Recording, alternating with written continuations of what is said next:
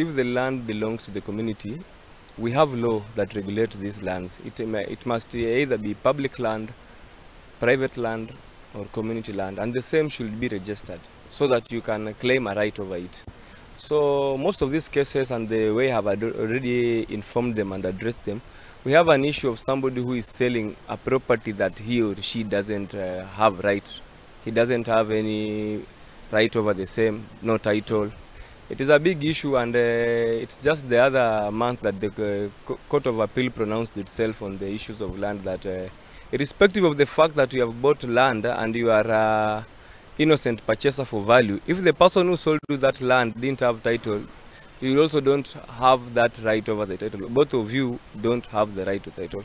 The Muslim community, they use maslaha, but there is a need to sensitize them about the limits of maslaha because they should not be used to settle defilement cases.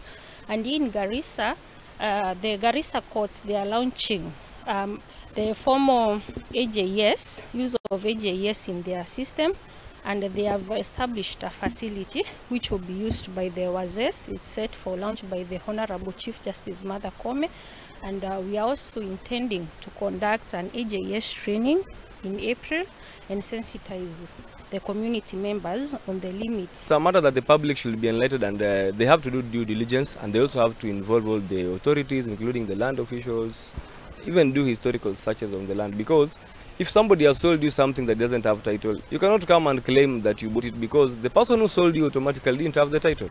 I received some complaints about some delay in prosecution of matters which are in court, but it's an issue which I've raised with the officers at Garissa Law Courts, and we are hoping to get a solution to that, because we often say that justice delayed is justice denied.